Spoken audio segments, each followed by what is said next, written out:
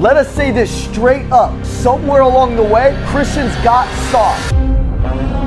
They started confusing humility with mediocrity. They started thinking being broke made them somehow holy, and playing small made them freaking righteous. But let me tell you something, that's not biblical. That's not how King Solomon led. That's not how Abraham lived. That sure as heck is not how Jesus moved. God didn't call you to survive. He called you to steward. He called you to multiply. He called you to dominate the space. He called you to be great. He called you to not live in a place of scarcity, but to live in a place of abundance. When Solomon asked God for wisdom, God said, because you asked to lead my people well, I'll give you the wisdom and the riches and the honor beyond any king. Why? Because Solomon was ambitious. He served a higher purpose. He served a higher meaning. He lived at a higher standard. He didn't just chase money, he chased mastery. And that's the thing that most people just aren't chasing. They're just chasing money and they're not chasing the mastery that God sent you to do. Listen, you want more in business? Become somebody that God can trust with more. That's the key. See, the world thinks and says that ambition is ego. They've never been more wrong. But in the kingdom, ambition is obedience. You have to understand this. If God gave you vision, if he gave you a purpose and you're not building it, you're not being humble, you're being disobedient. You're not living up to your potential. You're just playing small. Jesus didn't build playing small. He didn't build a quiet movement. He built something that changed eternity. He multiplied leaders. He expanded his influence. He went all in. He knew that what was at stake was bigger than him, was bigger than anyone. So let me talk to the business owners right now, the leaders right now,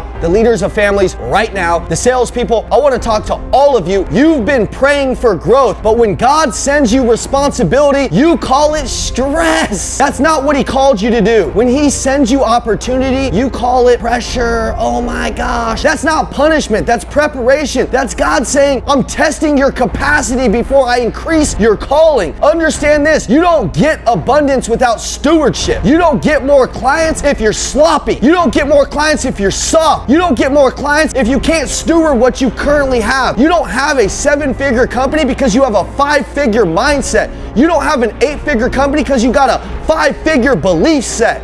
Change it. He's watching what you do in the small, because how you handle the small determines how you're going to handle the big. Truth, Ian. Listen, man, broke isn't holy. Mediocrity is not humble. And playing small does not, I repeat, does not glorify God. You being excellent in business, you scaling your company, you hiring more people, you providing for more families, that glorifies God. You living up to your potential, you getting in the best shape, you being in the best leader, you being the best person that you become, that would glorify God. That's kingdom business. That's a kingdom living. That's kingdom purpose. That's what Abraham did. Abraham said this, I will bless you and you will be a blessing. That's impact. That's impact. That's what we want to do. You don't want to just be some influencer out there teaching something and you're not living it. You want to live it, then you want to learn it, and then you want to teach it. You have to understand that. You have to stop letting weak religion tell you to play safe. God didn't put breath in your lungs so that way you could survive just another Monday. He put the fire in your chest so that way you could lead, that way you could build,